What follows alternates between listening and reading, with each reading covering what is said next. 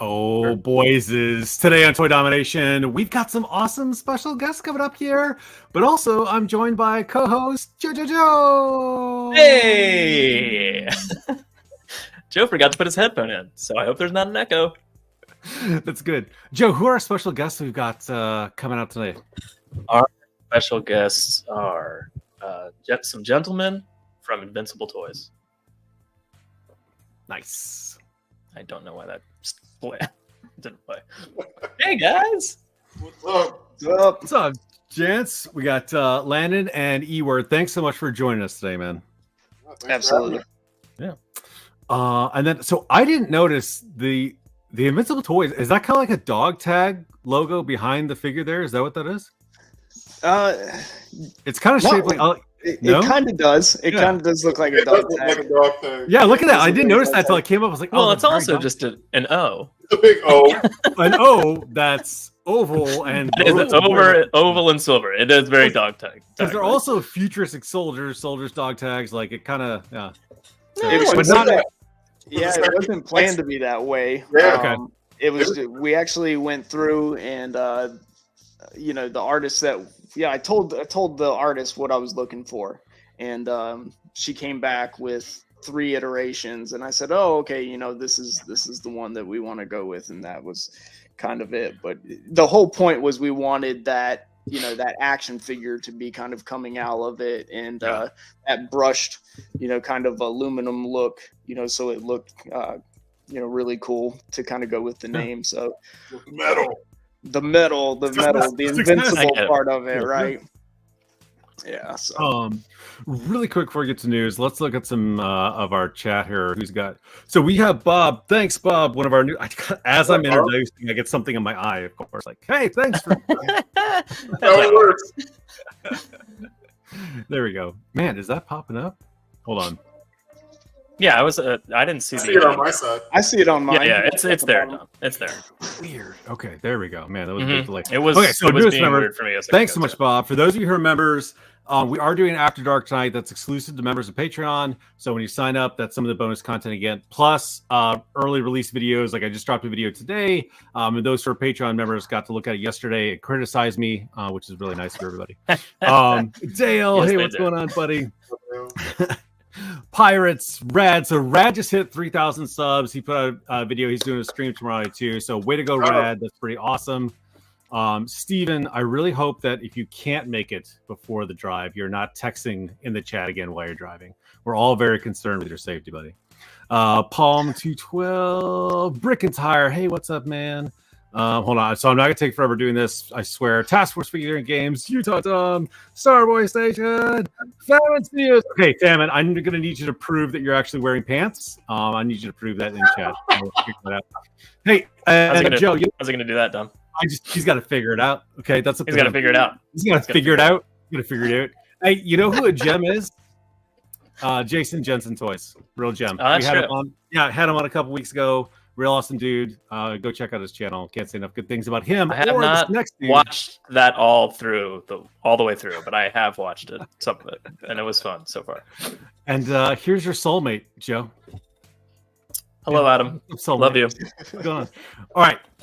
Oh man, it just keeps going. All right, it's still going here. So that's good enough, though. Yeah, that's good. We're gonna move on. Okay, all right. Let's kick off some news and talk about some toys that we want to buy. How about that? Yeah, absolutely. It's really just toys I want to buy this week because you gave me no news. No, You don't know. You don't know that.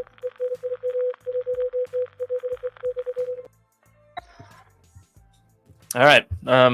See, What do we got Landon here for came news? prepared. He put on a hat. He was already. He knew we wore hats. And I He's swear I getting wore there. you. He's getting there. Yeah.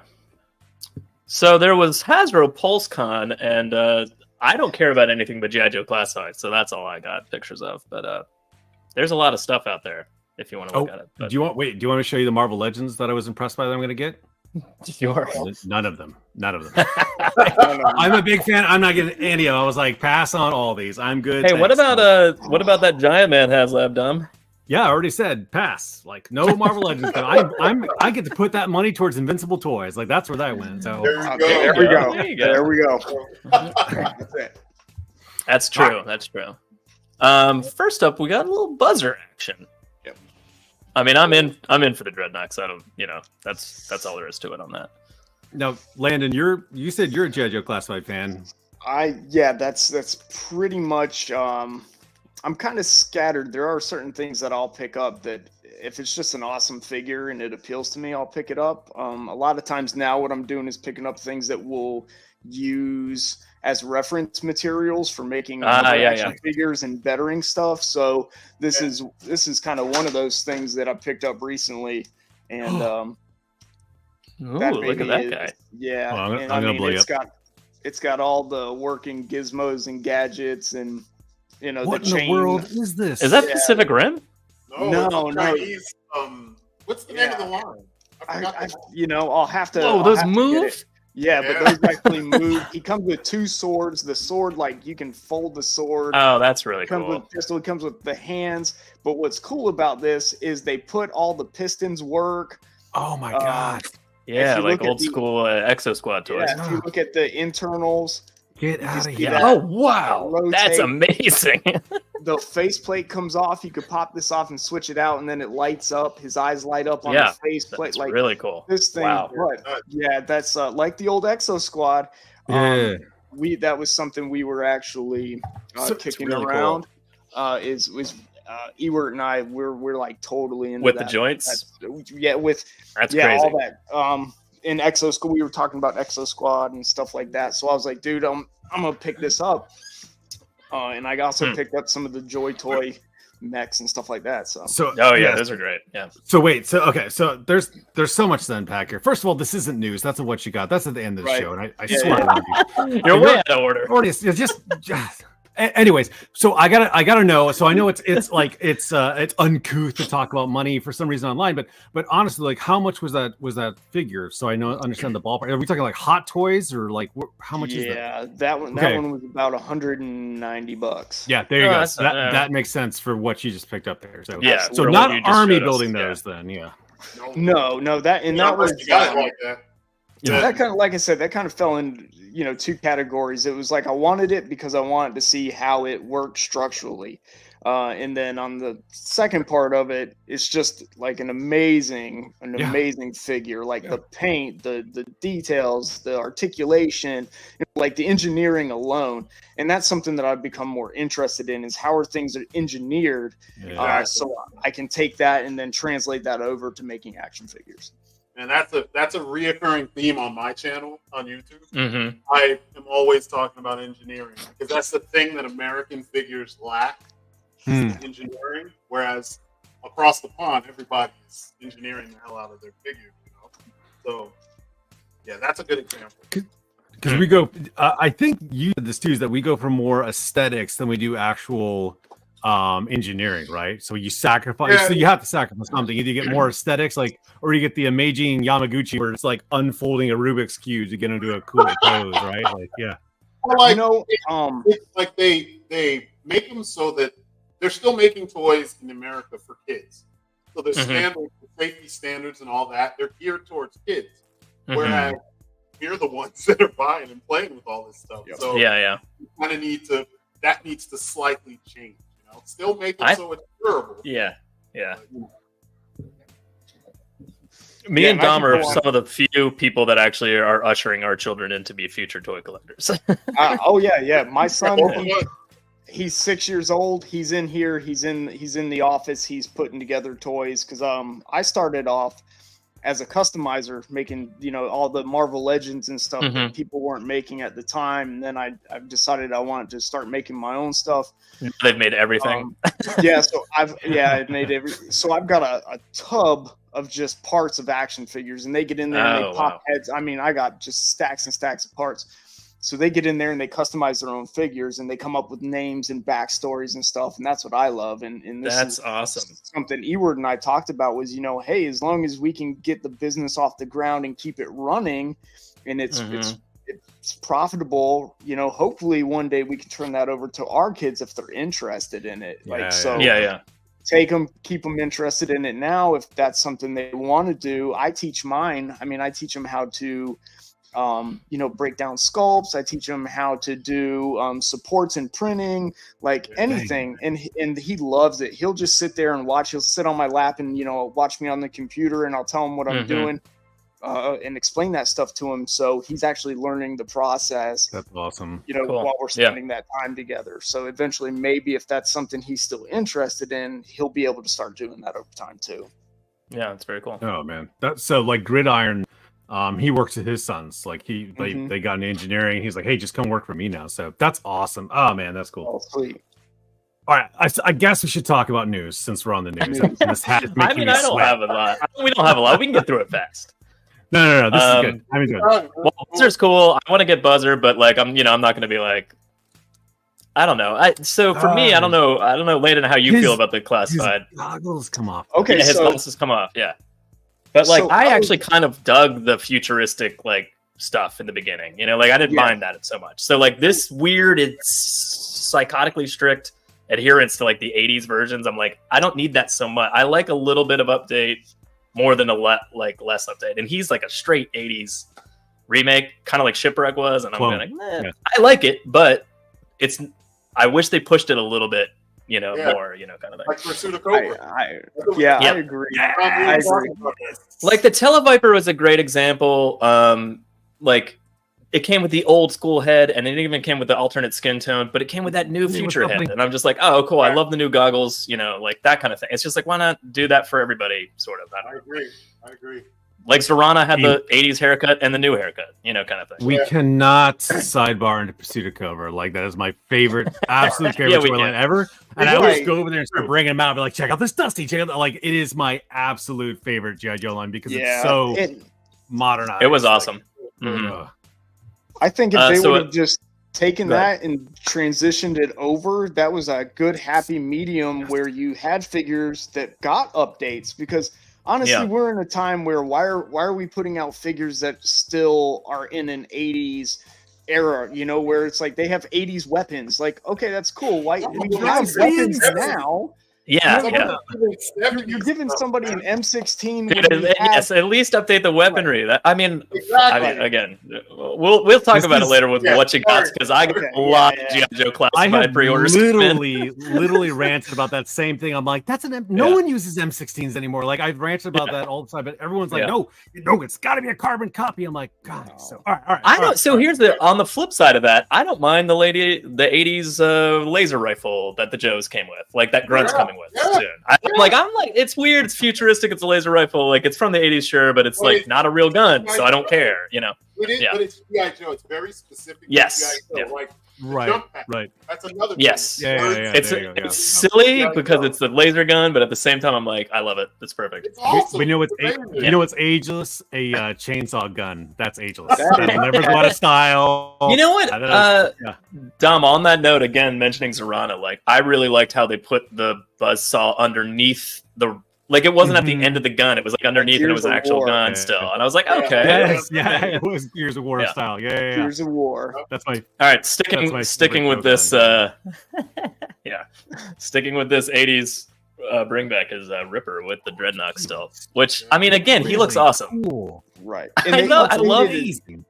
Yeah, I love the face sculpt. Weapons there too. Those weapons are all updated. So yeah, I'm cool with that. And I get the like dreadnoughts. They kind of fall in a different category because they're like kind of in that they've always fallen in that like post-apocalyptic, kind of deal.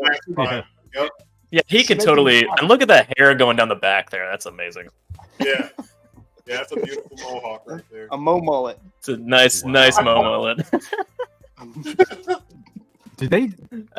He looks great. I mean, the lip hanging down weirdly, like the face sculpt on that is fantastic, and the glasses come off. Like he looks awesome. Yeah. But he has extra tattoos, I guess. Yeah. They tattooed his eye. They put like a smiley face in it, is what they said. Oh yeah. They said something about that, like a contact or something. Mm-hmm. I wonder how well you'll actually be able to see that.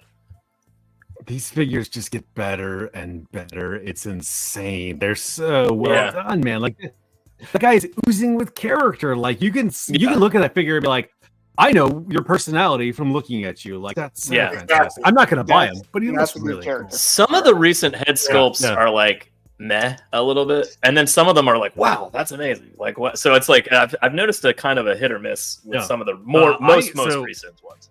I have a huge like man crush on Shipwreck. That hair and like his chisel, like, yeah, he's awesome. Oh man, he had such bad giraffe neck. It kills me. It was like one of my biggest pet peeves is like that when the neck is just way too big. So luckily, we were able to come up with Cutter. Oh, look at that. Here, yeah. So the best GI Joe ever, Cutter. Yeah. Why would you, Landon? Why would you say that? I wonder. Duke and Snake Eyes. Yep. Why would you say that? If you ever get a chance, he doesn't get a lot of love, and in those original 80, 84 and up before we kind of started getting in that mid range to late 90s. Like they were really plain. If you look at them, they were plain compared to what we started getting. But if you ever look up Cutter and what little time that he's had in the comic books and stuff, he's a badass. And there's one in, I think it's IDW, that he goes in and they go in the killer whale. Yeah, and it gets hijacked. Cobra hijacks it, and he ends up diving in the water and fights an eel and like knifes him in the water. And comes that back one. and single-handedly takes back the whale. So I'm like, that good job, Cutter. Good job, Cutter. Dude. That's a bad dude right there. Vince Cutter is a good figure. I agree. I actually really enjoy that figure too. And so comments on what's his face Mohawk that we just saw. Yeah, so they definitely updated that pump or whatever backpack thing he's got there too. Whoops, no, not him. What are you doing, man? Come on. I'm trying to find Ripper. Yeah. And then looks like a 1995 Jurassic Park. He does sort of. Oh, I'll track down your dino mate. Clever girl. And then he gets killed. Since I just brought it up, here's Hawk. Yeah, no, we're not waiting. Right. Okay, fair enough. Let's get through the news. We can ask them questions all night. Well, I was going to ask him. All right, yeah, fair enough. Hawk looks next. amazing. I love it. Does he? Yeah, he does look perfect. Does? I love yes, that. he does. Shot of him running with his hands over his head, like that's perfect. Yeah, that's great. I mean, I love the gray in his hair. I like that he's aged a little bit appropriately. I like the dry brushing on his jacket. Looks like really, really good. Like he just looks great. So my favorite part is if you look at the image on the right where he's got his hand over his helmet. His helmet actually has scratches and dings in it. Yeah, there's little dings in his helmet. Yeah, that to me is the best part. Is when somebody takes the time to put the little details in these figures. That's what I love. It's character, man. Yeah. Or he's just not being issued new gear, which is weird. Well, he's a general, man. He's like, I'm good. Yeah. Sir, it's 2023. Keep this helmet. Sir, this old gal. Very old. No, yeah. Like, it's been through everything. So the Russians have helmets. Oh my god, this is good. This is from have you guys checked out the Monster Force stuff on like Big Bad Toy Store? Oh yeah. Looks really good, and I like what they have and everything. But this one I like really stood out to me because it reminded me of those generals with the glasses, in G.I. Joe comics back in the day. And with all the different heads, you can get like 4 of them and just have like the jugglers. Yeah. So I actually like really enjoyed this for no reason whatsoever other than like, oh man, I could just make a bunch of generals to tell Hawk what to do. I just pre-ordered 4 of those guys today. Did you really? And he was one of them. Yeah, he was one of them because I want that Joe Colton head. Oh, the Joe Colton head is pretty cool. Yeah. Can't disagree with got that. Like the flocked look to it, like they took the time to make the hair look flocked, and I was like, it's not flocked, but it does look flocked. Yeah, it does look flocked, right? I love the 3 pairs of sunglasses. It does look like Carl Weathers. It's funny. I saw LeVar Burton, but it does look like Carl Weathers too. It's Carl Weathers. Carl Weathers. That's got. Yeah, it is. Yeah. And when you look closely at the face, it's Uh, clearly Carl Weathers. But you know, The funny thing is, they did better on his face than Star Wars Black did. I know, right? the middle head is General Flag. Interesting. Oh, yeah. That's what I'm saying. Like you can kind of fudge this into the GI Mhm. Joe class fight easily Well, if you wanted to they're have doing like it on 3 purpose. generals. That's kind of the rationale with a lot of the modern stuff is that they're trying to fill in holes in other Like collections. blend You in. know? Yeah. It's like what they used to do with Smart. they were doing that with the Motu classics for a while. You see like heads kind of packaged with other figures, so you could create the character. Yeah. Mm-hmm. I love like All it. right, I only have 2 more. Marvel Legends. Okay, all right, here we go. I'm not So getting any of Helix these, is by the coming way, out, so. which on the futuristic end of things. Man. I actually really like her. Cool. I think she looks cool. It's real cool. It's Scarlet Legs again from the first version of her, but I mean, you know, that's fine. I don't mind reuse as long as it's done well. Yeah, But if it makes the sense. backpack is small and it fits well. I don't know. She looks awesome. Storing all that gear, the weird arm blades are cool. I'm throwing away those swords if I get her because I don't know. Like I know there was an issue where she used them, but I'm like, stop giving these soldiers swords. Like, cut it out. Man. Like, you know. But yeah, she looks awesome. I wish they'd given her that HK. Remember in that would have been awesome. You know, I'm talking about the square machine gun that folds up. They should have given her that. That would have been amazing. But you know. She does look cool though. I mean, she's crushing it. And also, I mean, I've said this on like every stream we ever do, but I have a daughter, so I'll get every female toy ever. So I'm just like, let's more characters for her to choose from. Well, So you know, this depending on how old you are, back in the day, they used to try to tell us that the female characters weren't that important, and we all wanted the whole team. So we're like, yo, I want Scarlet. I want Lady J. She's part of the team, you know? So, yeah, when we get them, take advantage. Just get them, you know? Yeah, this is Landon, so what my were you gonna theory. say? My theory on swords, right? And I talk to people about this all the time. Somebody breaks in your house, right? I mean, I come out from swords, and you come out with a gun, right? You come out with a gun. Okay, that's scary. You know, hey, get out of my house. Somebody breaks in your house and you come out with a samurai sword. Okay, and a ski mask and only wearing a towel. Yeah, that's it. I'm wearing my birthday suit and my samurai sword. That's okay? it. Yeah, you jump up on the table and you're like, come on. And they're like, oh, they're out the other door. Shock and awe, right? The problem is you're either cleaning up a lot of blood or poop because they're leaving one of those two behind in that scene. Maybe both. Maybe Yeah, both. exactly. You just hire cleaners at that point. There you go. Yeah, Mr. Wolf, get over here. I did it again. Yeah, Hey, so- that's right. Get out your gold coins, pay them off, Yeah. get them wrapped up, and on the way. All right, last little bit of news here. We got Here we Shockwave go. was put up for La, pre-order. la. Even though it looks like so much being reused. Yeah, there's beachhead legs there. What else is there? I don't know. Some of it's a different torso. Well, different torso arm. Yeah, he's got different. Yeah, it's vests definitely a on. different vest overlay thing, but it's. I think they. Yeah, you're right. It looks like a lot like beachhead. Is it beachhead? Oh, here's a good comment actually. So, always ensured female characters weren't merely accessories. I agree. Scarlet sometimes used as a victim, but equally she was also out there toe to toe. And as the line and shows and cartoons, especially the comic books matured, the females weren't just like the rescue the hostage characters. So, yeah, I agree.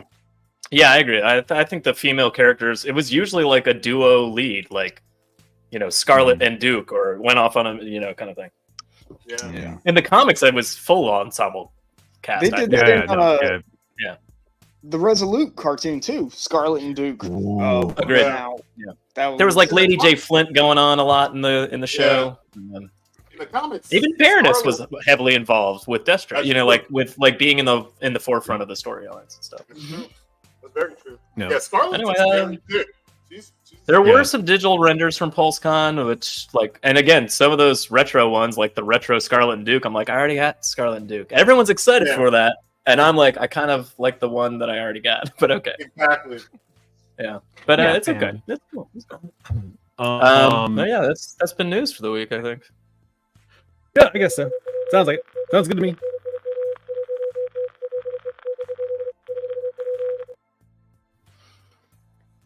All right, boys. Nothing changed. Let's talk to Invincible Toys now. So this is Not that we their, haven't so been already. I like 6-inch scale and we like 4-inch scale. Like we don't discriminate. Like I actually most of my what you gots are actually 1/18 tonight. So everybody who's like dying for 4-inch scale, I got some of those. But I like G.I. Joe class. In fact, I love those sculpts and those figures.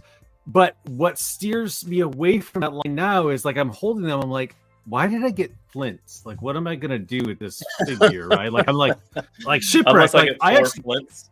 Yeah. Yeah. So I actually brought Shipwreck to my office and put him in front of my computer, and like people come in like, "Hey, Dom, I need is that Shipwreck?" I'm like, "Yeah, it is." So like, I just not a nostalgia buyer.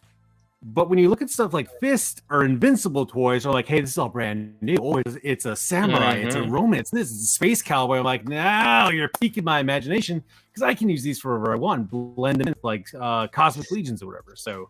So it's not a discrimination of scale. It's just like I don't need the nostalgia 80s. I need something fresh and new. And so that's well. Speaking not of that, you, that's Joe. kinda We're talking to them. I liked that's why I liked those first few Joes that came out because it wasn't just 80s nostalgia, fresh. And I was like, oh, I like the little Nerf laser guns, and I like where they're going with that. It's a little Fortnite-y, but it's like I sort of enjoyed that blend of like old and new, and now it's just like, all right, it's Crimson Guard.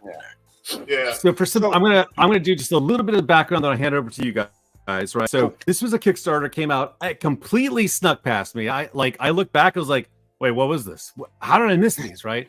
But this was a Kickstarter. It's already been funded. They're coming out. What inspired you to kick off non-IP? Because it's easy to like fall back on like homage IP, but you went non-IP.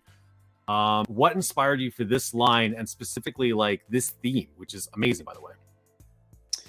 Yeah, so we've got two lines now. We have the Futuristic Combat Soldiers, and then we have Fist.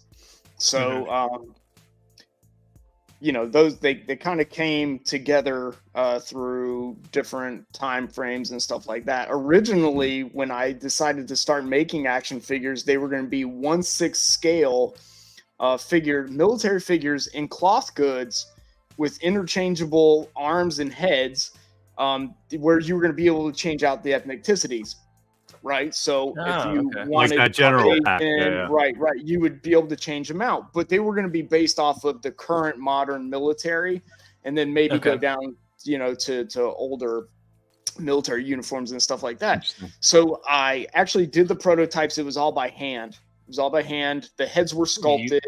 And they were made to be changed out. I had a sculptor sculpt the heads.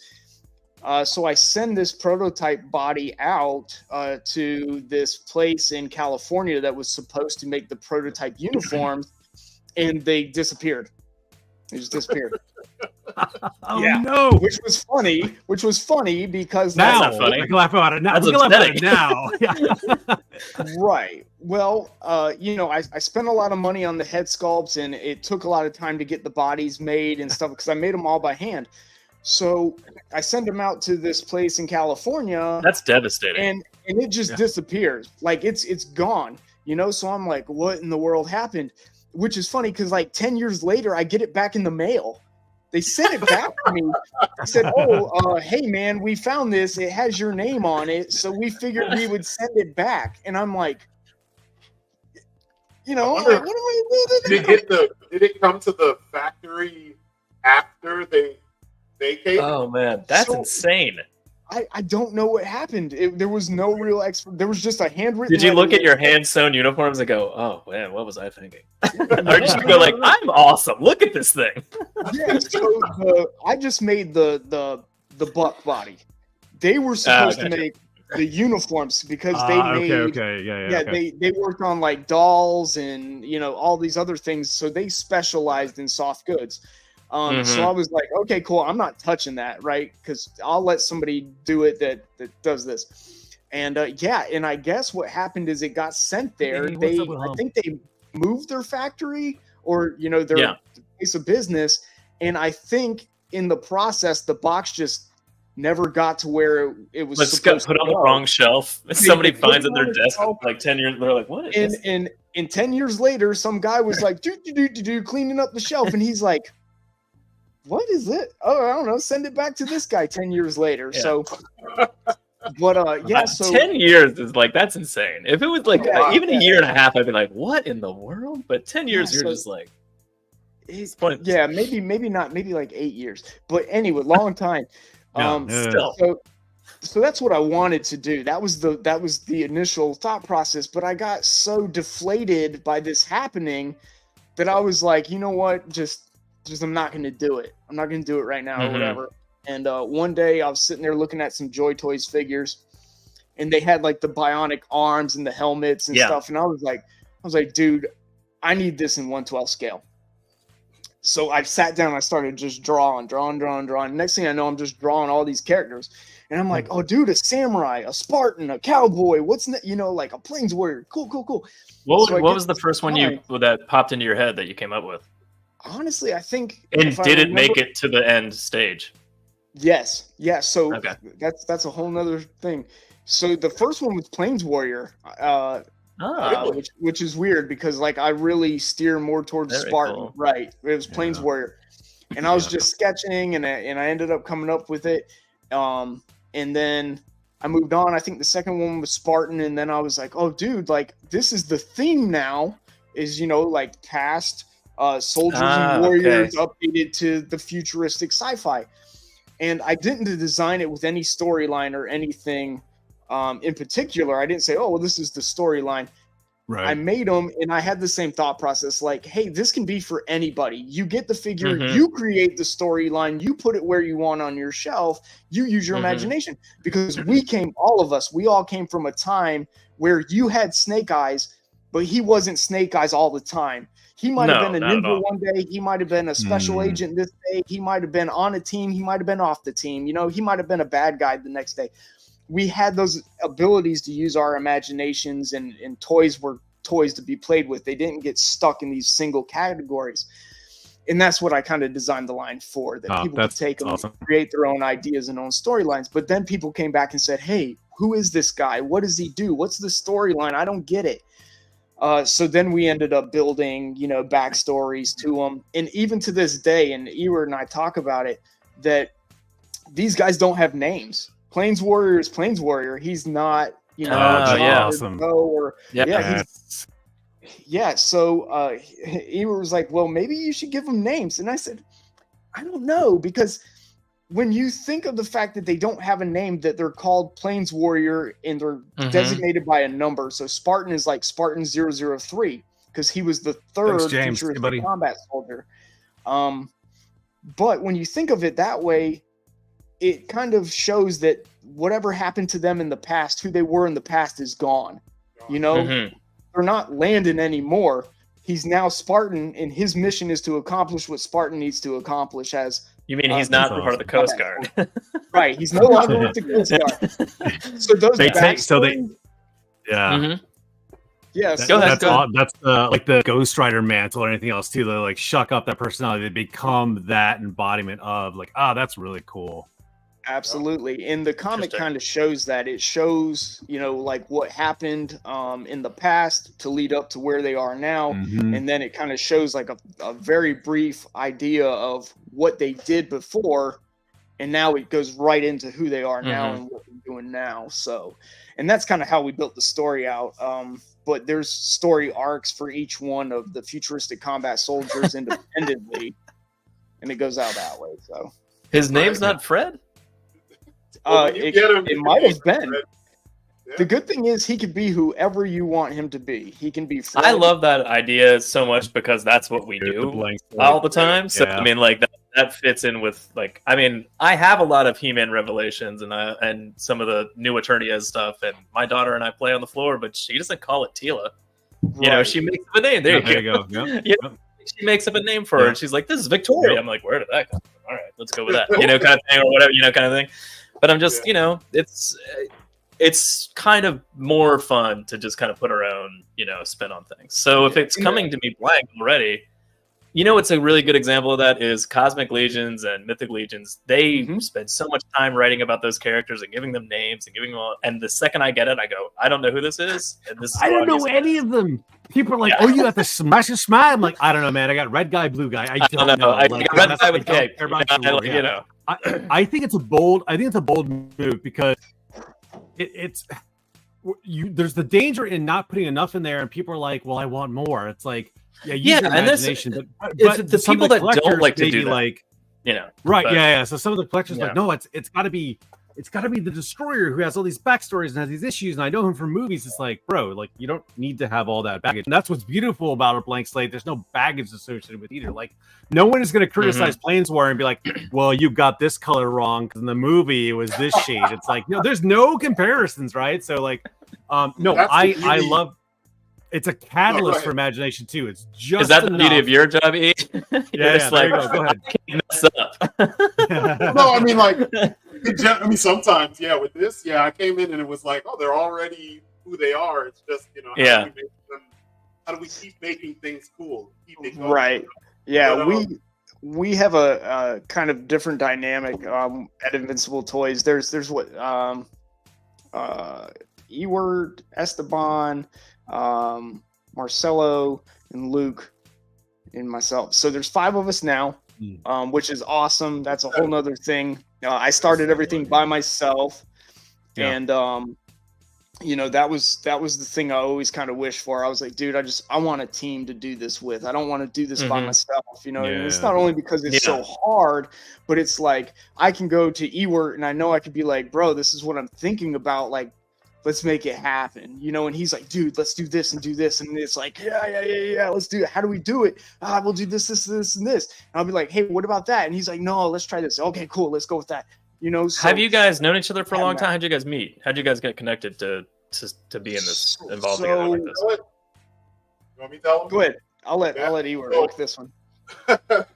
Over the, so during the pandemic, I happened to cross. You broke your bubble? No, I'm sorry. I know, right? Well, I'm over here. I'm in Ohio. I'm actually in Columbus, Ohio, Florida. Okay. And so on Instagram, I came across this.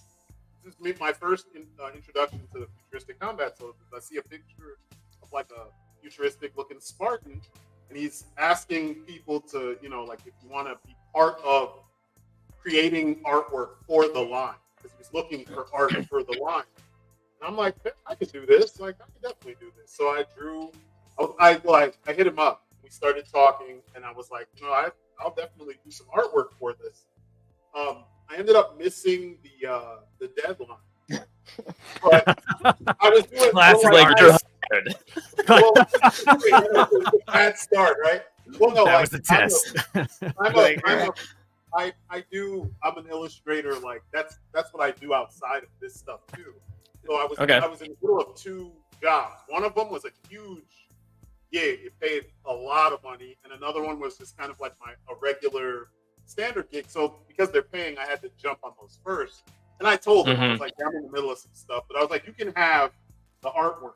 Then we started talking. He's like, what kind of stuff you collect? And we start talking about older figures, and it was like literally we had the same perspective on figures. Like as kids, we don't have to speak the same language, but if we bring out our toys and we've got those, I got Ninja Turtles, we're best buds because we're going to start playing, and that's it. That's all it takes. It's very similar to how me and Don.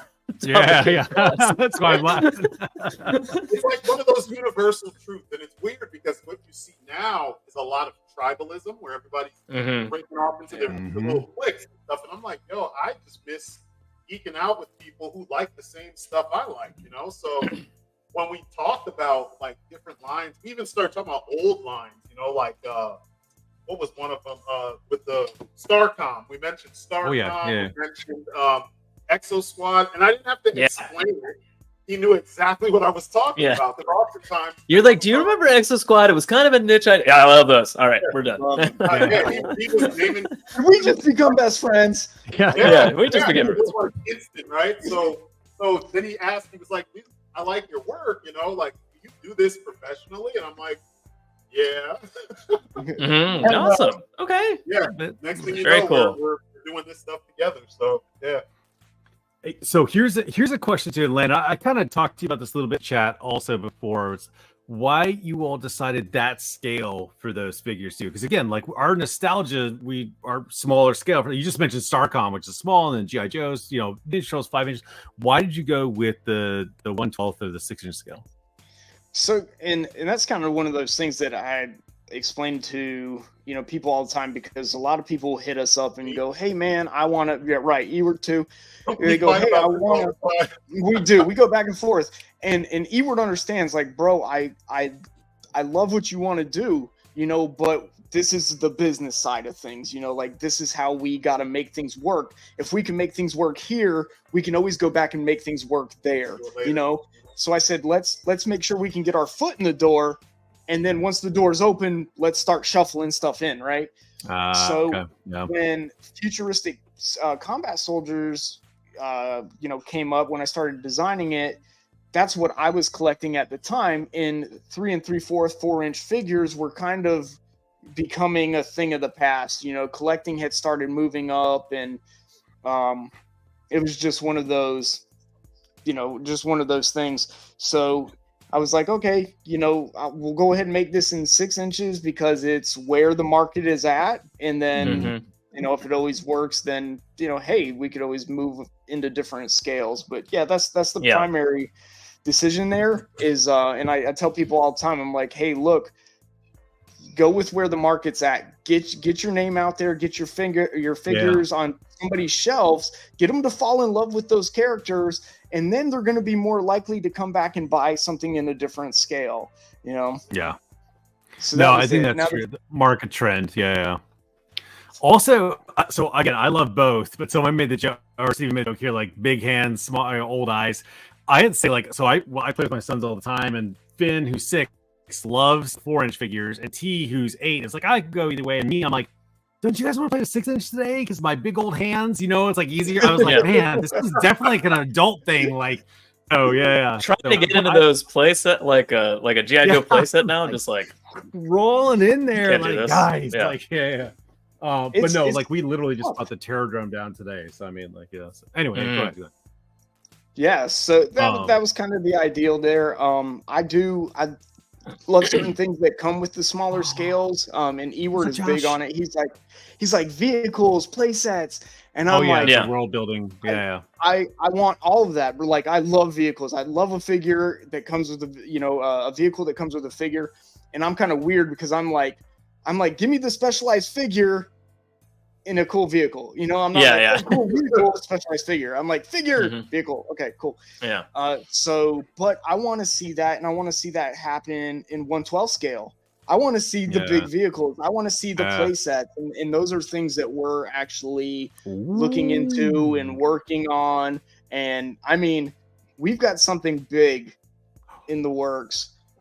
So the crazy thing is that I think people that collect 6-inch, which is a lot of the modern collectors, as we've been discussing, are thirsty for that kind of stuff. They're just like, there's nothing. I don't have any. There's no buildings and there's no vehicle. I mean, and now that's starting to ramp up with like Valaverse and G.I. Joe Classified to convert them.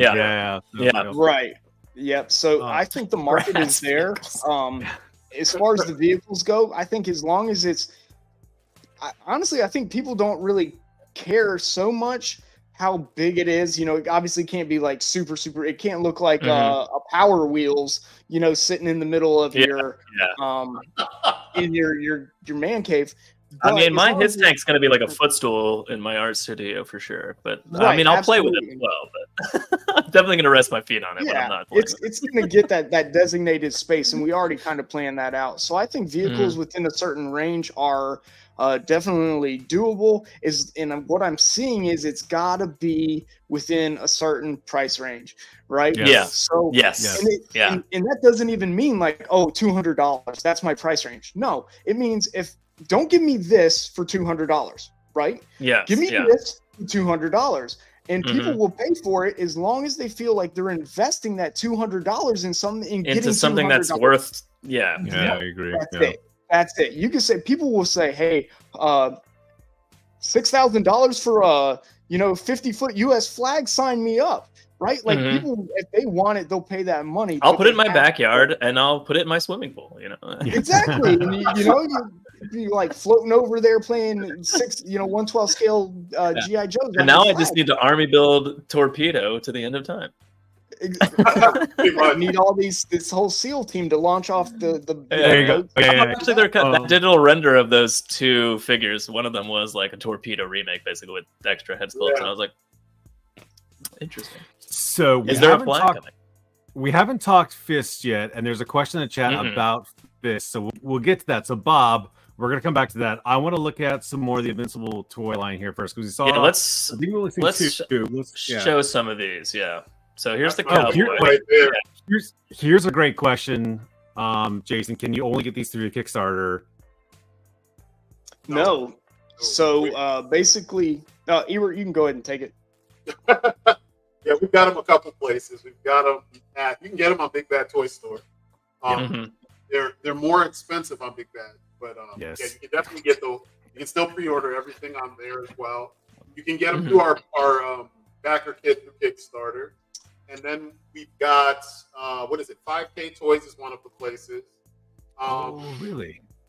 What was the other? We've got a seller in Canada, a seller in China, and a seller in, I want to say someone that does take care of UK as well as. Good. The link to your backer kit is in our description, so if you guys just want to go straight to them, that's probably get, the best.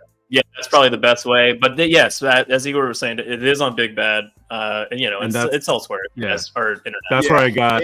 I pre-ordered the Cowboy and the Samurai from Big Bad, so they're waiting to come. Oh, you got Cowboy and So Samurai. I don't want to steer any business away from Big Bad Toy Store, but tell me where I can save money. Do it right now. Show me where the money is. Right. Well, it only helps us if you're spending $50 on one, but you can get two for $55, right? Yeah, for sure. Directly to us, which we order more quantity from, the factory, and the factory sent, so it works better for the company. The price on the backer kit's what, like 37? 35. So 35, we actually did an early bird where I think we were doing it for 32, and then the regular was 35. So if you go to the link at Invincible_Toys on Instagram, up in our description, that's also below, by the way. Right. If you click on that, you can get them directly, and they're still $35. Shipping is. Yep, the shipping is all calculated. So if you buy one, it's one price. You buy two, it's calculated in. So it combines it. Great. So you're not paying like, I'm paying $7 for one, I'm paying $14 for two. It's like $7, $12, it's all stacked. It's all stacked shipping. So that'll save you money in the long run too. You just saved me $20. That's awesome. You're like, yeah. Seriously. So we got families and mortgages. Yeah. I've got bills to pay. Do you know how many pre-orders I just got come in? Yeah. I just had a couple. Those are bills too, right? Big Bad. Yeah, this guy's taking me from you. Big Bad. This guy's taking, but Landon, cut him. Yeah. All right. They know now.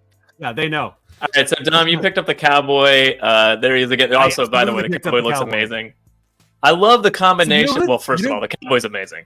But I love the combination that you still included cloth goods on a few of these, and I love that because I'm a huge cloth goods guy. But I don't care if it's the whole outfit, but a giant hunk of plastic cape hanging off of somebody, I'm like, get this out of here. I hate it. This is a weird callback, but there were these toys called Zevos, and they're the evolution of the Stickfist figures, and they made a cowboy. And as soon as I saw that guy there, I was like, oh. That's like the Zevos one. Like it instantly hit like this. Way better. That's like 15 years ago or whatever. But I was like, oh, but yeah, a space cowboy or like a cowboy, like absolutely. That guy was my number one. And then Cosmic Legions came out. I was like, oh, this is perfect. Like that guy's gone. And if you buy Ramen Toys Brave Star character, you can have them shoot each other. You could. Odd. Funny thing. I'm gonna do. Hang on a second. I'll show you guys something. Oh. Here. Oh boy! I think you're gonna show him. Yeah. This was. It's something I. This is not the After Dark. This is not the After Dark. We gotta. I don't know what's coming. It's also not what you got already. Yeah. No, it's something. The second what you got. That's not what you got. And we haven't shown. I don't think we've shown anybody. It's okay. Right? That was no. I just got up for confirmation that I am wearing pants. Yeah. Oh, there we go. All right. See, chat, you can do it. Was. Where are you guys on this one? Come on. Yeah, just make sure he's wearing pants. Yeah. So I do want to point out, because I was looking at packaging. We're working on packaging and stuff now. But, you know, the figures come with like 8 hands. All of them come with wow, 8 okay. hands. Yeah. And that was one of the things. The figures were designed with collectors in mind in as many aspects as we could think, like articulation wise, you know, can they put their arms down straight to their sides? Can their legs go 90 degrees? Can they do things like splits? Do they have over their pecs? Right. Yes. They got to be able to. I'll have to. Well, hold on. Let's show what. Anyways, you were do that move you were doing again, because no one can see you. Yeah, you need to be able to. Yeah, I got you. Yes, or down yes, or hold this. hands. Yeah. So many of my Mythic Legions can't do this. Oh wait! Now you pull it up with that. All right, hold on. Oh, look at that little guy. Look at that little guy. All right. So this was we actually did a Brave Star prototype. It's not Brave Star because obviously you know we didn't follow any of the movie aspects. Star of the Braves. Yeah, Star of the Braves. Right. That's sick. Yeah, good. And I'll have to send over some pictures. I'll send some pictures over to you. You guys can post them up with him actually. Like, that'd be awesome. Is that reusable clamshell? Is that what you're gonna be doing for packaging? No, this is just what I keep the prototypes in when I send them over to China and stuff. Okay, got it. Because that Ziploc bag you had earlier with the hands, that's all I need. Just pop it in there. That's it. Yeah, just give me a brown cardboard box with all the stuff safely enclosed in a Ziploc bag. It's all going in the trash. So the same boom, son. Yeah. The funny thing about this, right? Landon and I, over what was that? 2 summers ago that we did this. So 2 summers ago, we're talking about this is before we even. I don't think Ramen Toys had even showed up. Yeah. We started talking about cool things we should do homage. And so I started sketching out Brave Star. He starts telling me, like, yeah, we should do our own version of Brave Star. And I'm like, okay, well, let's do this. Let's do this. I'm showing all these sketches. And then when we kind of like figured out exactly, you know, where we were going to get the rest of the design, you just start printing off the pieces and putting pieces together. And then I'm getting geeked when I see more pieces, and I'm like, all right, the gun, we got to do the gun. Let's do it like this. And I don't know. It was awesome. It was just a back and forth, but it just a couple of months. I like this better than any homage. This is awesome. I'm glad this is the right Well, but but again, it also works with getting that other figure. Yes, you know, Yep, that guy's awesome, man. I love that. That's awesome. The Cowboy's great. Again, it just made me think of Brave Star, but again, like I wasn't expecting this to go down this huge rabbit hole. It's that the key is it's really cool. Future Cowboy, it's awesome. As an homage, because I wanted it to still be in that futuristic combat soldier aesthetic, and it just came out so well that I was like, dude, you know, we got to do this. So we were looking at doing it, and we decided that we'll probably end up doing it as like an exclusive for shows and stuff. Oh, that'd be awesome. It'll just be limited quantity. Like a repaint of it. Yeah, that's good. Yeah. And I'm sending over some pictures to your Instagram if you guys can. All right. I don't know if you can. While you're doing that, let's take a look at the Samurai. Samurai here. Yeah, Samurai. Oh, that's the other one. That's the other one. Pretty awesome. The Samurai got you, Dom? Yeah. Do you know how much expletive word Dom gives me for all the G.I. Joe ninjas I buy? And he's like, I'm going to get Futuristic Ninja Samurai. Samurai. It's not a ninja, it's a samurai. He has honor, Joe. I'm like, do you know how many times I've been like, I got 2 red ninjas? He's like, 2 red ninjas? That's ridiculous. And then he's like, do you see the samurai? I bought a samurai. What's wrong with you? Yeah, it's like a dream. I mean, at PowerCon, we were. Hey, Ryan Sweeney. Hey, Ryan Sweeney. At PowerCon, I had him in all kinds of poses. I had him bowing in front of with his sword on the ground. Very cool. In a quick draw, you know, with the sheath in one hand and drawing real quick. Yes. And all. it was fun just having them out there on display because I mean we've been imagining what they could do for so long, and now having them in your hands, you're just like nice. Yeah, I keep making the joke. It's like less painful birth. We're giving birth, but there's no pain involved. Our wives is like, like, what are you talking about? Yeah, I'll murder you just for saying that. Yeah, you know what I mean? But I mean, they're exaggerating. Hey, so by the way, Joe, I don't know if you noticed, but Steven plays this little game here. Steven plays this little game where he randomly picks one of our chat members and grants them a membership for a month. So he's been doing this for like the last 3 streams where he just randomly picks them and goes boop and like awards them with a just ridiculous. Well, that's very fun. I hope hopefully Dale can join us in the after dark then. Yeah, or the after party, whatever we're calling it. I don't know. Okay, wait. All right, you got a couple questions here. Okay, hold on. All right, 8 pairs of hands. You guys competing with fresh mucking fiction for the most hands of the figure. I hate. Go ahead. No, I was gonna say just we're on the same page with them, man.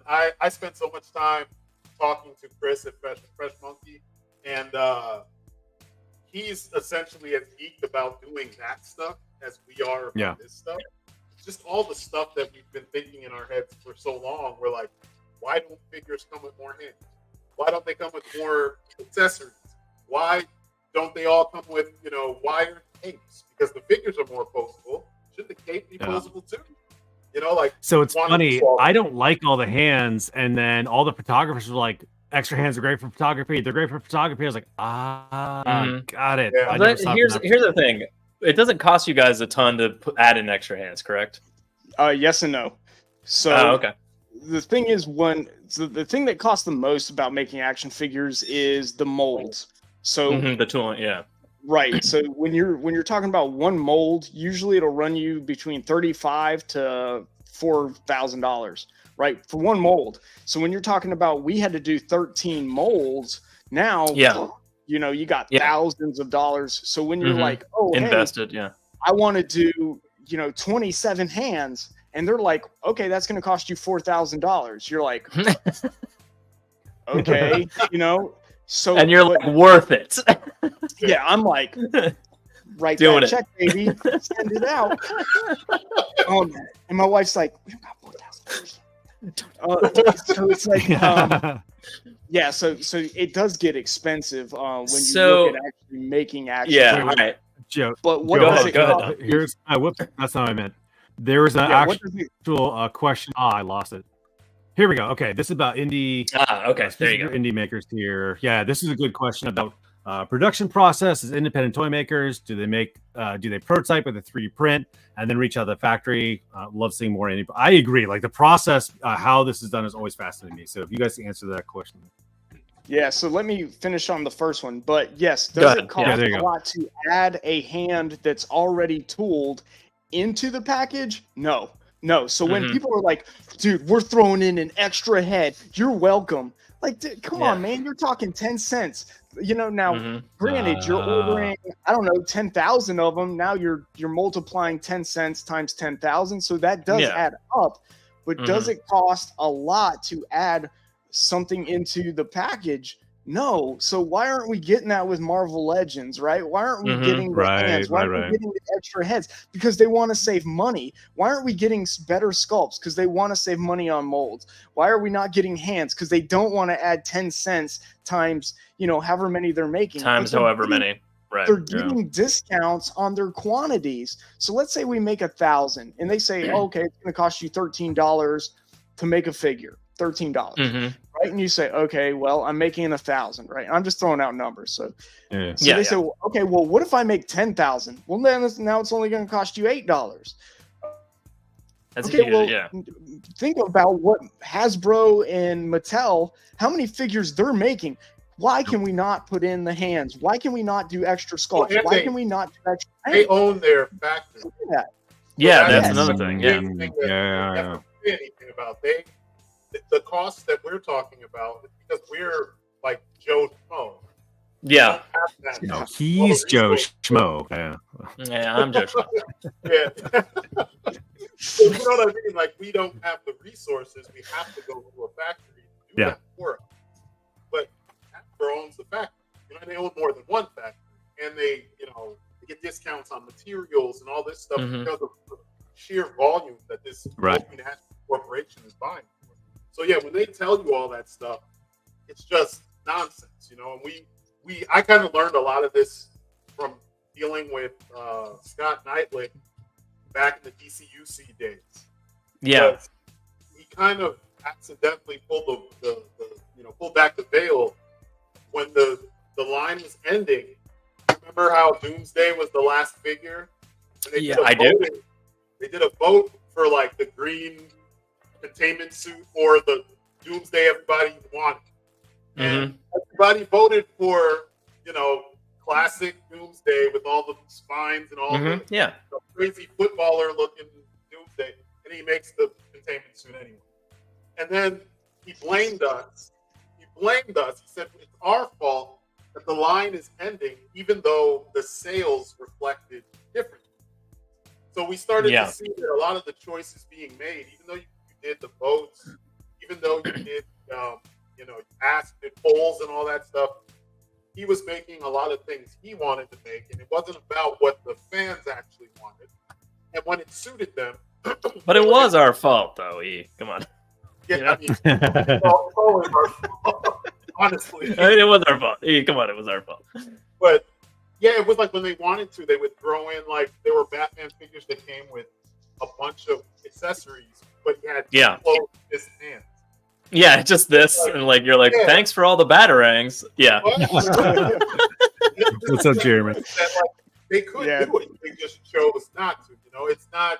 Yeah, it's different for them than it is. So I'm weird with the hands thing. So like I'm of two minds. Like I like the choice, but like once I've made that choice, I tend not to change. That's it. So like I like the initial burst of like, oh, I can do this or this or this or this or trigger or foot or weapon holding without a trigger finger, but then like, and I choose those choices, and then I'm kind of like, and that's it.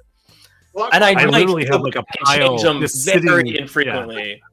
Sitting back here for my last three purchases, I'm like, I can't just. That being said, I like the choice. So if it doesn't cost a lot, I'm glad that it's there. But if it was costing me more money, I would be like, get away from that. I don't.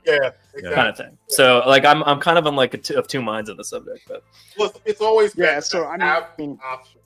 You know what I mean? Yeah. So we're trying to give people options. That's also another big thing we learned, and this was a general thing that goes back to what Dom was saying in the beginning about the fact that the futuristic combat soldiers don't belong to any pre-existing IP.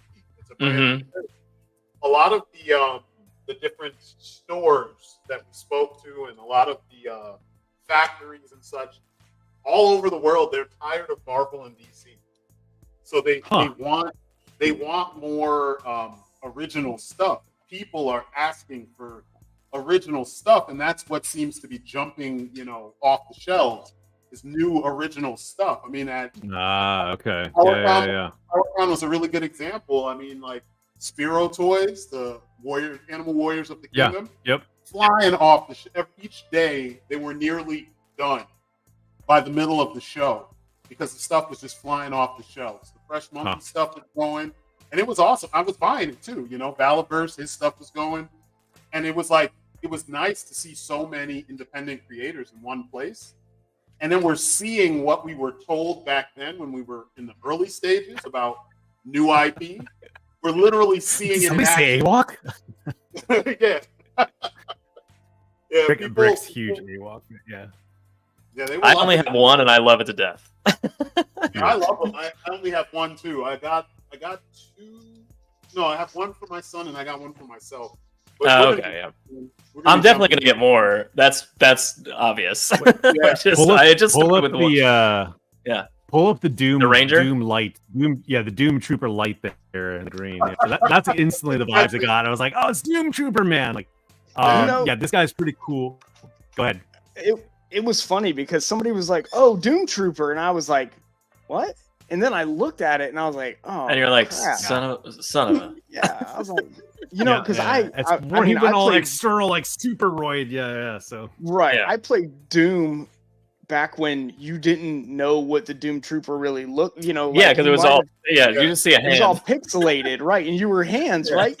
So I think we have a PlayStation 4 maybe, And I don't play games. I'm not a video gamer. I keep up with it because I do love certain games and art and everything, but I don't play it. I don't play Fortnite. I have no idea. You know, I tell my kids, I'm like, bro, why don't you have the Cable skin, man? Like, he's the coolest guy on here. And I'm like, he's got telekinetic and guns. And they're like, Dad, you don't have specific things. You just, it doesn't matter what I look like. And I'm like, yeah. I'm like, what's the point? Yeah. Well, I'm not playing that game, right? So they're like, Dad. Dom makes fun of me this for years, but all I play is Zelda. That's all I care about. I buy every new Nintendo so I can play the next Zelda, and then it sits there waiting for the next Zelda. That's all I care about. I'm just like, I don't know anything about. I can't wait till my kid's old enough to play the Nintendo, so I don't feel like I wasted money on it. Yeah, mine. Go for it. Have fun with that thing. I've got a 21-year-old and a 10-year-old, and the 21-year-old, we took him up through all the systems from Atari all the way to modern stuff, and then we're doing it again with the 10-year-old, and he just got off of his Fortnite addiction because I realized early, he didn't, that you're not getting a full game. You're just doing the same thing over and over. Yeah, it's all repetitive. Let's start playing full games where you beat the game and you feel like you did something. You've accomplished something. Yeah. You know? And now he's amazed because he's like, oh my God, there's so much that I can do in this game. And I'm like, I've been trying to tell you. I mean, I've been trying to tell you. You know? Show you Atari.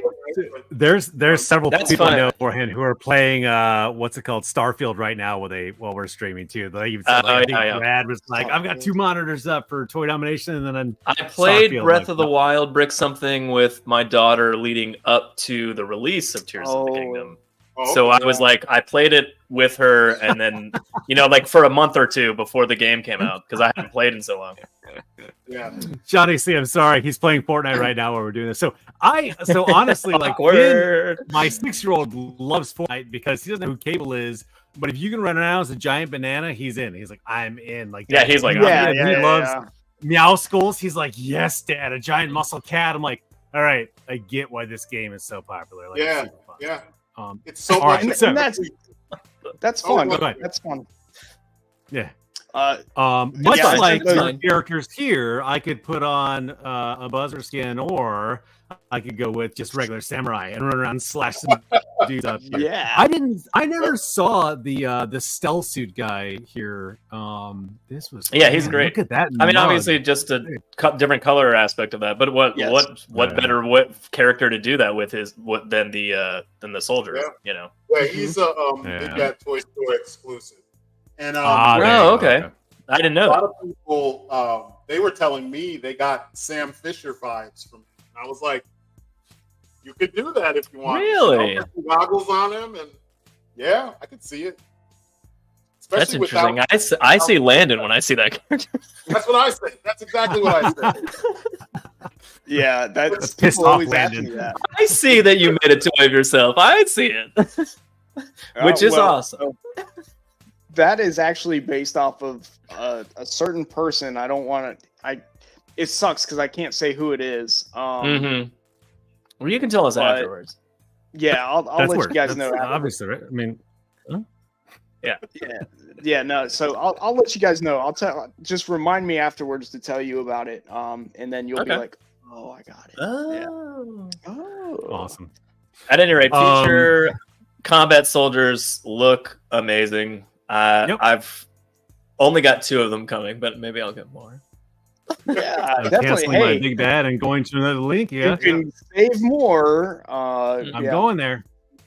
I'm also intrigued to see where you guys go with theoretical vehicles and/or playsets, and I can't wait to see what you have up your sleeves. That's very exciting. That sounds awesome, almost more than your own figure line, because there's a lot of really awesome independent figure lines right now.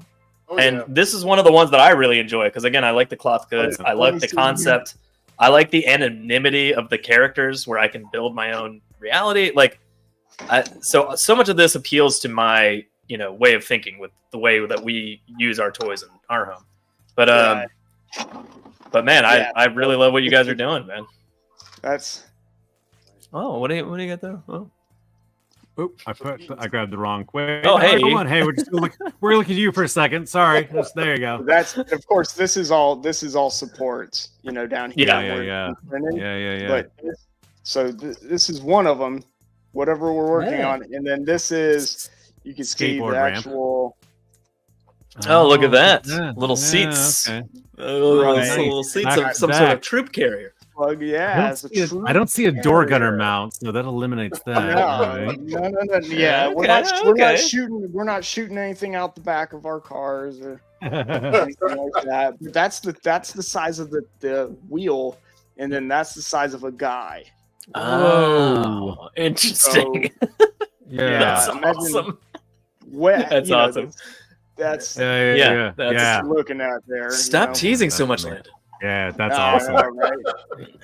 Oh yeah, man, we got stuff. We got lots of stuff. That's exciting. Man, that's exciting. Yeah, I'm excited. I Legendary just got funded too. Nice. Oh yeah. Oh good. Legendary. Yeah, very cool. Yep. Also those look committed to that cool. line too. Yeah. I sent those prototype pictures over to the Instagram. Awesome. Okay, cool. I don't. Maybe Dom can pull it up. I lied. This pulled I'm up. Gonna cancel my big bad. But I'm not actually gonna save money because I'm just gonna get another figure. Before I had two, and I'm like, oh, I save money, I'll get three, so it'll be the same price. Right. So did save money. Landon, how did figures? Right, yeah. How did you guys get connected to the Fist and like what happened there? Kind of thing. So I'm a huge proprietor with helping people who want to create their own action figure lines. Huge proprietor.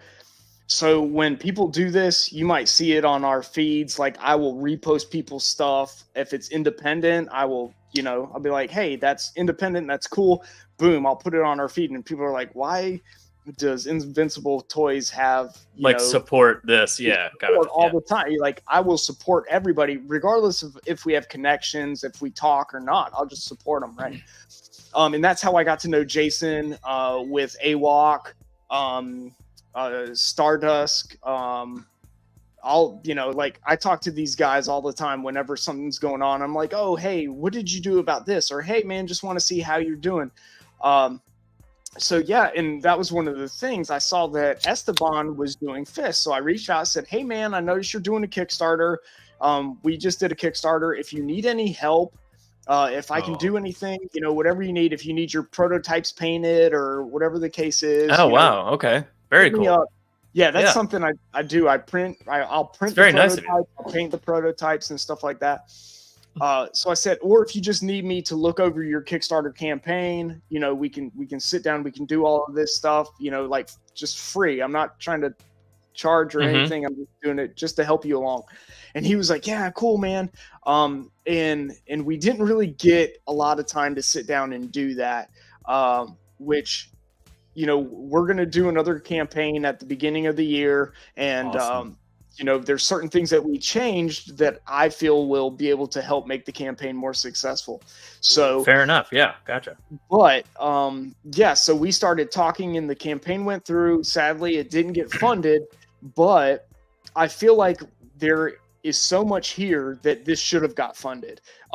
They're great figures. There's a great story. Esteban put so much work into it, and people are going to love these. I actually have some prototypes that he sent me that are 100% plastic from the factory, and you can pose them. You can play with them. You can interchange the parts. You can put parts on classifieds. You can use their weapons on classifieds. You can intermake, all of those things you can do. So they're definitely invincible for sure. They sound like they're really playable. Perfect. That's right. Playable. What are you gonna be? Perfect. Yeah. Right. So, and there's so much fun. There's so much character to these guys. Like that was a big thing that E-Word and I like to focus on. Like, hey, what makes a character a character? Like when you see him, it's the mohawk, it's the bionic eye, it's the orange and the black. Fit right in with Ripper and Buzzer. Yeah, I know, right? Yeah. Right. Well, and also the Call of Duty Black Ops 3 aesthetic. You know what I mean? So yeah. It fits, and it, like I said, at PowerCon, the Valaverse people left Bobby Vala's, his booth and came directly over. Yeah. And we're all about these guys. because it's That's that awesome. aesthetic. And then you got orcs. They looked awesome. So- I noticed. So we were at Joe Fest, and there was some fists on display, but like we never talked to anybody at the booth. I don't know if you guys were there. Were you guys there? No, we- Esteban. So Yeah, that I might have been was Esteban, but working- so this actually is from there because I can tell just by the background, like that's where they Yeah. were. But like that being said, like we were there, and I wanted to go talk to them, but there was always people at the booth, and I was just we'll get back around to there. That's how popular it was. There was just people like around that table at all times, like checking them out, talking to Esteban, like seeing what the figures were like or how it was going, and and I was just like, had wow, him I on a don't while have ago. a chance to talk to this guy. Yeah, we had him on a while ago. Again, it was awesome seeing Joe Fest. It was awesome to hear that he had linked up with you guys then. And then that's actually almost get rid of that trooper. I want the orcs and I want that Mohawk guy. The orcs are cool because they're not giant orcs. They're like slimmer and smaller. I'm like, this is really cool. What an interesting take on that. Like, go ahead. We were Ewert and I were we were talking because we chatted up all the time and we get on tangents and we were like, bro, like we know these stories are set, but we started making our own story and we were like, what if the orcs were the good guys and the fists were the bad guys? And I'm thinking of a story like what you see the orc, general, and he walks through the door and here's his wife and his daughter sitting at the table getting ready to eat dinner.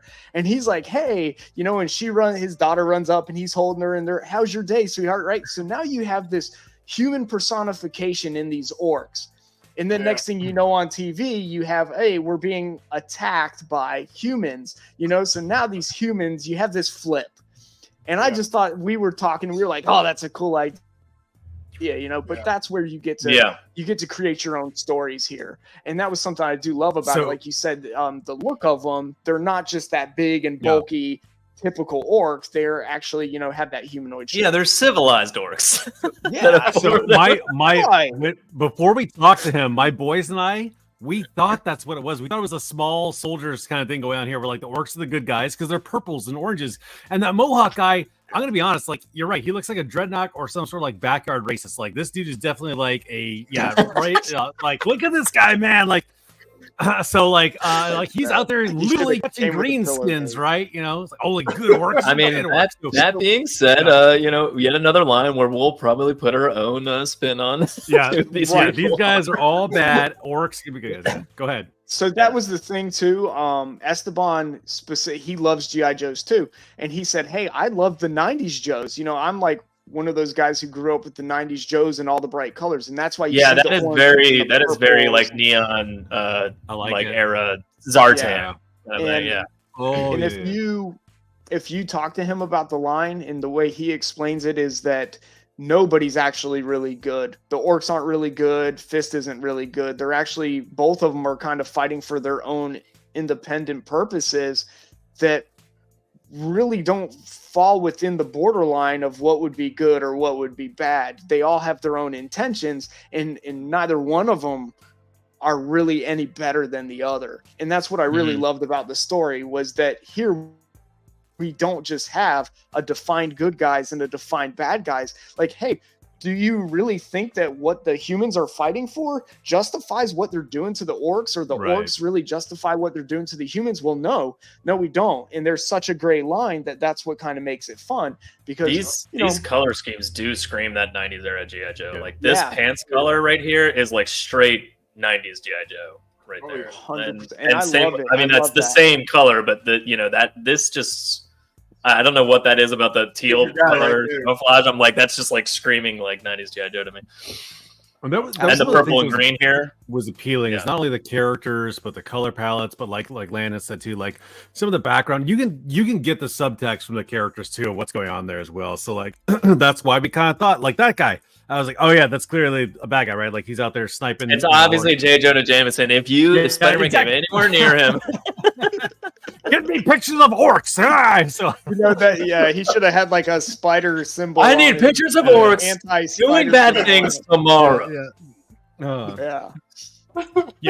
This is cool. I'm glad to hear he's coming back with it. And he also, if you go to the top there, Joe, you can see. Or just kill it. No, just kill it. It's fine. But that was way before you said that. O-ring and the combination. There you go. Yeah. Yeah, so some of the things we're doing is number one, we're reevaluating the Kickstarter. We want to make sure that we are 110% on it, that we're hitting everything on all the cylinders that are going to push a Kickstarter to succeed. We're making sure we're doing stuff like this, that we're getting it out there, that we're doing the chats, we're doing the shows, that people know about it. That was one of the things that was kind of lacking at the original launch. Right. And we're making sure that everything is going to align properly within the time that we launch it. We don't want to go, oh hey, we're doing it this October, and we think we have things like the street humans, and then we're competing against the street humans. And I think another really good one was launching at the end of the month. So like, you don't want to be competing against those people, Right. not because that your product isn't doing good, but let's say somebody wants one or they want both, or you don't want them splitting their money, right? You say, hey, if you want you want Fist, spend your money on Fist. Don't compete with all these other ones. Like we got hit really hard. Yeah. Right. We got hit really hard at the end of our kick, or at the beginning, because we were going to launch, but AWOC launched. And I was like, I'm not competing with that. Yeah. And then at the end of ours, RoboSkull launched. And I was like, like I bought a damn RoboSkull. I was like, man, I can put $300. I have to back you. My own line, or how dare you? Yeah, right. And I'm like, oh man, That's no fault to them, man. But and I love that RoboSkull. I got a RoboSkull on order. I talked to Ben, but that's the thing, I literally saw we had money, right? And then all of a sudden it launched and it was like, drip. Yeah. Like, oh, shit. So you know where it's going. It wasn't like, oh, people are just backing out because they don't want it. Did you find it difficult to pinpoint a time period to launch just because of how often other independent toy lines are launching? So I think that's kind of one of those important things is like, the independent community is growing so fast, and we have such, like, it shows you that if you want to do it, there are ways to, if you want to make a line, there are ways to do it. Come to me, come to Invincible Toys, and we will make your action figure for you the most affordable way you can think of possible. And we are hands down for you, like, that's the thing. And that's we're awesome. Working on other people's prototypes now. I don't know if you guys saw 9 to 5 Warriors. They're like, I don't think I've seen that one. No. Look them up. They're great. They're so much fun. They're basically like office products, like food fighters. They're reincarnated food fighters. Oh, I have seen this. Yes. Right. I didn't know that's what they're called. Yeah. Yeah. So one guy's like a half-eaten donut. Another guy's like a broken pencil. So there's one good guy, and the other half is a bad guy. One guy's like an eraser, and they're so cool. But Brandon with 9 to 5 reached out to me, and I told him, I said, hey, I'll paint your prototypes. And he's like, oh, okay, cool. I got 10 of them. And I was like, whoa, okay. I said, well, send them. I'll do it for you. I'll do it for free. Yeah. Paint your prototypes. And me, I have a kind of, I can paint in different styles, but I have a specific style that I like to paint. Yeah. And I'm semi-realistic, right? So here I am, I'm painting these prototypes, and I get through like 3 figures. And he's like, I just want a yellow pencil, man. Yeah, he goes, that's what he said. I don't need these like intricate shades of yellows going on. Yes, no. Like, for example, I got one of the prototypes. I'll show it to you. Hey, so just a reminder, those who are sticking around for the After Dark, we'll pick it up in like 10 minutes, whenever this. What? Because I never know with this guy. He pops something up. I'm like, I missed it. So I'm just going to leave it up there. This is the whole rest of the show. We just put Landon up just in case. You never know with this guy, right? So this was the prototype, right? And you can see, like, I don't know. It probably doesn't show up that well on the thing. Oh, it's great. No, I get it. It's a racer. Yeah. Yeah. You can actually lit on his back. Yeah. You can see like where, somebody used the eraser and there's like wear marks on his head. Yeah. And he's got the whole 5 o'clock shadow, stippled in. And he's like, I just want pink. Right. He was like, oh, can we just, like tone down the details? And I was like, oh, really? So I was like, cool, dude, that's what you wanted. We didn't really specify. Like, you didn't tell me that's what you wanted. Because, and we went back and forth, not like arguing or anything, but I was just like, well, kind of tell me what you want before I keep going. Because there's a lot here. Yeah, for sure. Yeah. And I think I ended up painting like 6 of these eraser heads in total for him. So, he was like, yeah, like maybe kind of this. Can we try that? And I'm like, it's really Don't mess hard with when them. we say, can we try this to see if I like it, when I Right. have so much to paint, and it takes so long to go, hey, is this cool? No, I don't like that. Okay, well, here, let me try something else. You like that? But we finally locked something down, and I was able to like knock it out. But these things were like so much fun and so cool. This is obviously just his head. He's missing his That's legs awesome. and his arms. Yeah. But these things are so much fun, and he's actually got these in production now. So if you get a chance, check out Nice. 9 to 5 Warriors, support Brandon with them. Purchase we had Colonel Custard. I forgot the eraser's name. We had Crisp. He was like some chips that you can stack and pull apart. And he's really cool. He's just laughing. That's Colonel fun. Custard. Don't be ridiculous. Colonel Custard. In the library with the candle holder. Not Colonel Custard. What is it? I can't remember their names, but yeah, they're super, super neat. If you get a chance to check those out and support those guys. That's awesome. I mean, it's really cool of you to take the time to Yeah. help all these other or like people that are trying to start their own thing going on. I just know how hard it was for me to do it. Gotcha. From having Someone my lost your prototype toys for 10 years. apparently get lost for 10 years and knowing that feeling of being deflated. And that was a time back when there wasn't a lot of help. You couldn't just reach out to somebody and say, hey man, you make figures, like, can you tell me how to paint? Yeah, Can you tell me who to contact? You would be like, hey man, I'm looking for a factory, and they'd be like, good for you. That's cool, Yeah. man.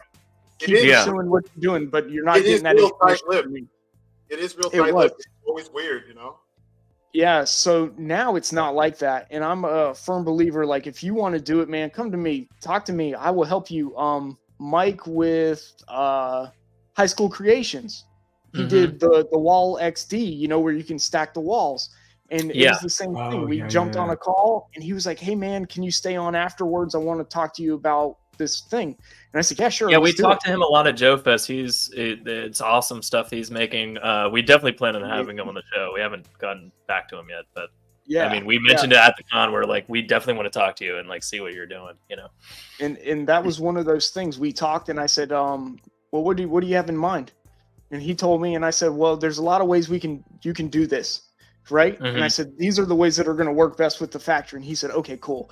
Right. And then we met back up, and then he showed me like, hey, these are my ideas. And I said, okay, let's reevaluate. And these are my thoughts. And then he took those thoughts and, he applied what he wanted Very to cool. keep. Yeah. That's, And I mean, That's awesome. yeah, Right. I mean, like, good Samaritan of the independent toy world, man. Good job.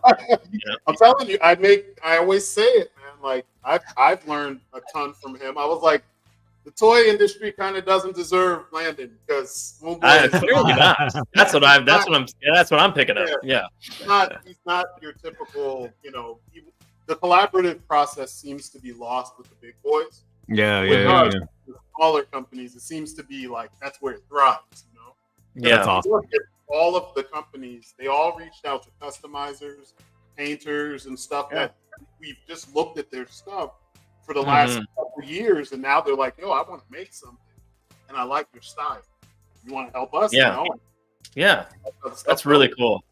And Really that's one of those things that we've done. That's how we ended up building the team. We've had people that said, hey, like Esteban was a prime example of that. We have another guy, Marcelo, and he's another example of that, who had a Kickstarter, and because of certain things, you always know kind of when a Kickstarter campaign gets started, like where its shortcomings are once you've already done a Kickstarter. So you're like, Oh yeah. I can 100% good product. Just inside baseball, like you get it. Yeah. Absolutely right. You That's see awesome. a team and you go, good team. You got good players, but it's not going to make it this year because the internals aren't working right.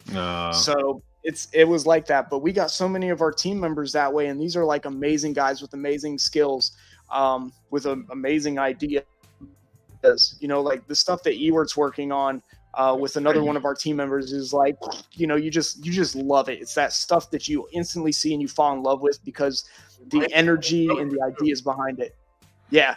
So the energy and the idea behind it is just like, you just fall in love with it, because you see all the work and energy that goes into it. It is reassuring to hear that's not a sliding community, right? Where it's like everyone's got their own rice bowls and like, they oh, well, you don't want to buy from those guys, right? Like, and we've talked to several independent toy company or toy makers too, and generally everyone has positive things to say or in support of, or they even say like, actually I back that line, which is always refreshing to me to be like, oh, you did too, like that's really cool, right? Like that's awesome. That's a good trend to have. That means that people are just passionate about toys. It's I want to make profit out of this, but really I just like toys and I want to make them, and like that's always really good right here. So I think you guys a little bit more than some, but like it's like being a comic book creator but not buying other comics. Of course you are. Yeah, exactly. Right. Yeah. There is some dissension, but like that's not, it's kind of off to the, I mean it's how do I put this, there's dissension with certain groups and the big boys, but then with the rest of us it's just we're all trying to So, and again I didn't want to name anybody or anything like that too, but like again it was more minimal that we've experienced than like the majority is positive or sharing or anything like that. Guys, this is you've got, of course you've got a thing. What do you got? Hold on, hold on.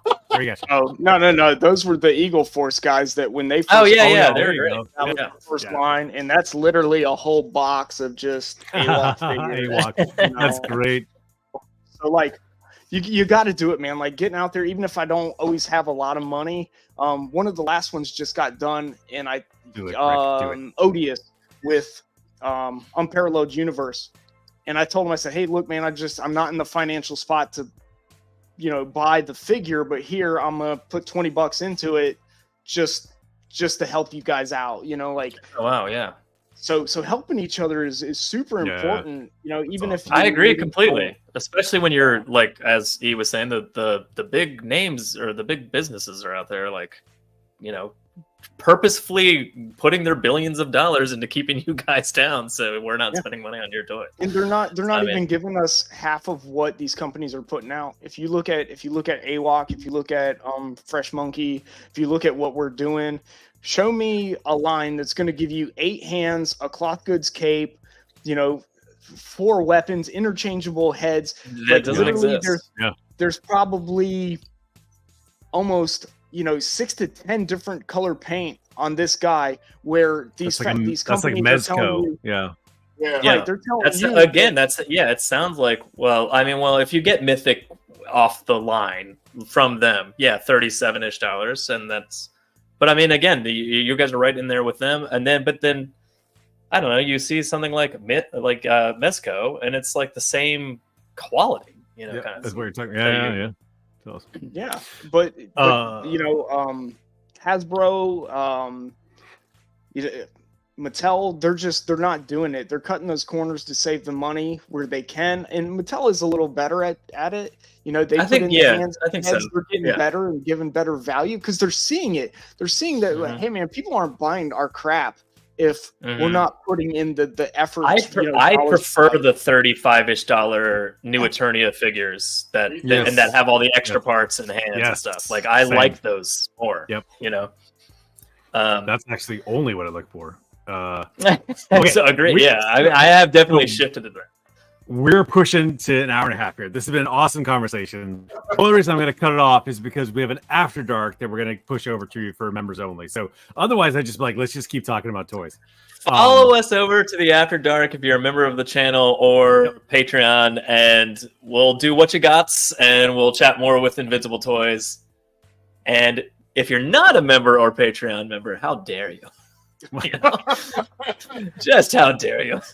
If you're not, then we'll see you next week with his Hooded Cobra Commander 788. We're going to bring him back on because he went through all that effort to do Cobra conversions. And I actually was like, hey, I want to talk to you about how much work you put into putting on Cobra conversions around Joe Fest. Like that was a lot for him to do. And that was an awesome, you talk about collaborative spirit. That was a great community outreach. And he's a relatively large channel. And he was like, hey, I will do whatever you guys need to help support whatever your effort is to be part of this. I'm like, that was really cool. So an awesome person. We want to bring him back on, just be able to chat with them. So that'll be next week. So, I think we did it, Dom. I think we won toys. For the week.